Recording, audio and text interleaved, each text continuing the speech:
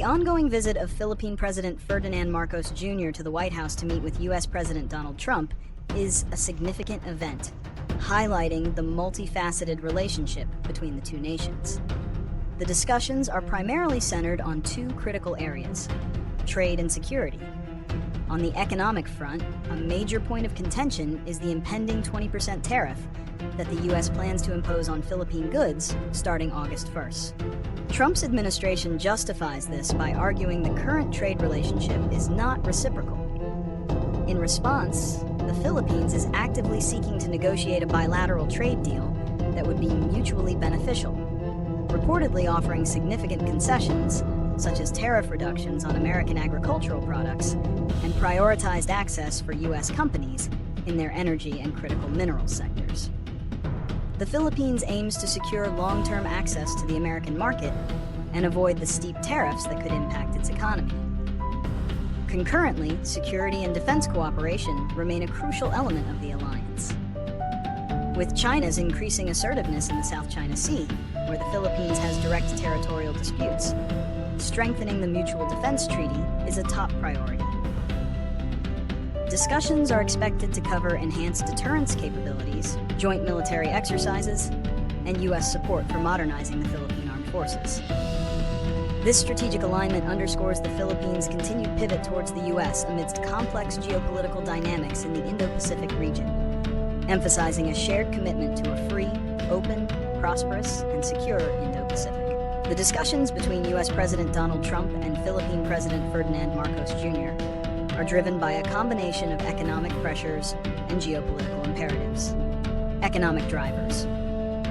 The primary economic reason for these talks is the imminent 20% tariff that the U.S. is set to impose on Philippine goods starting August 1st, 2025. This tariff, described by Trump as a response to a far from reciprocal trade relationship, poses a significant threat to Philippine exports to the U.S., which is a major market for its goods. To avert or mitigate this, President Marcos Jr. is seeking to negotiate a bilateral trade deal. The Philippines is reportedly willing to offer substantial concessions, including tariff reductions on American agricultural products like soybeans and wheat, and prioritized access for U.S. companies in key sectors such as energy and critical minerals. This strategy aims to ensure continued market access and foster a more balanced economic partnership. Geopolitical considerations. Beyond trade, the enduring security alliance between the U.S. and the Philippines is a critical aspect of the discussions. The two nations share a mutual defense treaty dating back to 1951, which obligates them to come to each other's aid in case of an armed attack. This treaty is particularly relevant given China's increasing assertiveness in the South China Sea, a vital waterway with significant territorial disputes involving the Philippines. The U.S. seeks to strengthen deterrence and maintain regional stability in the Indo-Pacific. The Philippines, in turn, is leveraging its strategic importance as an ally to gain a more favorable trade deal, while also enhancing its defense capabilities against external threats. These talks underscore the Philippines' strategic shift closer to the U.S. as it navigates complex regional dynamics.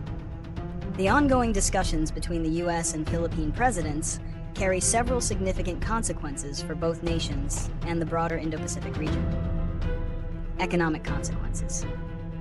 The most immediate economic consequence stems from the 20% U.S. tariff on Philippine goods, effective August 1st. If a mutually beneficial trade deal isn't reached, this tariff will likely lead to higher prices for Philippine exports in the U.S. market, potentially reducing demand and harming key Philippine industries like manufacturing, electronics, textiles, and agriculture, fruits, seafood. This could result in job losses in export-dependent sectors and put wage pressures on workers. For instance, a 10% drop in fruit exports could severely impact farmers' livelihoods.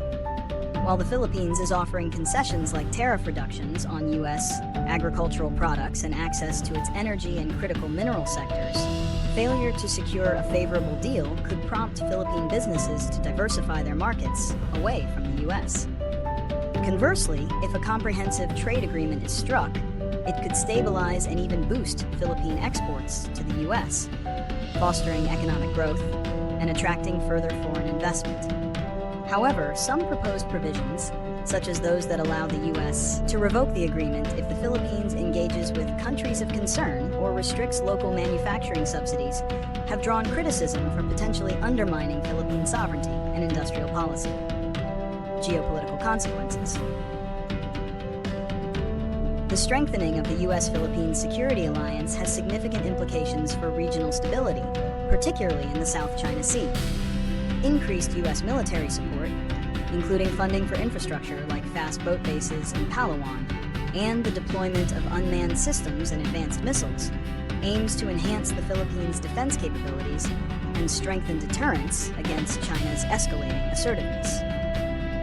This cooperation signifies a clear alignment between Washington and Manila in countering Beijing's claims and actions in the disputed waters. While this could lead to greater security for the Philippines and a more robust stance against Chinese incursions, it also carries the risk of escalating tensions with China. Beijing views the enhanced U.S. military presence as a provocative move, potentially leading to increased confrontation in the region. The alliance's focus on real deterrence and joint military exercises could be perceived by China as a direct challenge, potentially exacerbating an already volatile situation in the South China Sea. Economic predictions. The immediate prediction is that the 20% U.S. tariff on Philippine goods set for August 1st will either be implemented as planned or significantly reduced based on the outcome of the trade negotiations. If implemented fully, we'll likely see a short-term negative impact on Philippine export-oriented industries, potentially leading to reduced production and job losses. However, the Philippines may actively seek to diversify its export markets to mitigate this, exploring opportunities in other Southeast Asian nations or Europe. If a bilateral trade deal is struck, the tariff might be lowered to a more manageable rate, perhaps 10% or less, as seen in other U.S. agreements in the region. This would provide stability and a clearer path for Philippine businesses. However, such a deal could come with conditionalities, such as restrictions on Philippine trade with countries of concern, or limitations on local manufacturing subsidies, which could constrain the Philippines' economic autonomy in the long run. Geopolitical predictions. The U.S.-Philippines security alliance is predicted to continue strengthening, with increased joint military exercises and U.S. support for Philippine defense modernization. The focus will remain on enhancing deterrence in the South China Sea against China's escalating assertiveness. This could involve more U.S. military aid, deployment of advanced systems, and upgrades to Philippine military facilities. However, this heightened cooperation carries the prediction of increased tensions with China. Beijing views the expanded U.S. presence and military activities as provocative, potentially leading to more frequent and assertive counter-responses in the disputed waters. While the immediate goal is to deter aggression, there's a risk of miscalculation or unintended escalation in the highly contested region. Proposed solutions. For the trade dispute, the most effective solution is a comprehensive and equitable bilateral trade agreement that addresses U.S. concerns about trade imbalances while safeguarding Philippine economic interests and sovereignty. This could involve phased tariff reductions. Instead of an abrupt 20% tariff, a gradual reduction over time, allowing Philippine industries to adapt. Targeted concessions. The Philippines could offer specific concessions in sectors where it has a competitive advantage, like agricultural products or critical minerals, in exchange for favorable U.S. market access. Investment promotion. The U.S. could commit to increased investment in key Philippine industries, helping to boost their competitiveness and export capacity. For geopolitical tensions in the South China Sea, solutions require a multi-pronged approach. Dialogue and de-escalation mechanisms. Both the U.S. and the Philippines should continue to advocate for robust diplomatic channels with China to manage incidents and prevent escalation. International law emphasis. Continue to uphold the 2016 arbitral ruling on the South China Sea, emphasizing a rules-based international order. Multilateral cooperation. Foster broader regional cooperation among ASEAN nations and other partners to collectively address maritime security challenges, rather than relying solely on bilateral alliances. Transparency and confidence-building measures encourage all claimants to adopt transparent practices and confidence-building measures to reduce misunderstandings and enhance regional trust.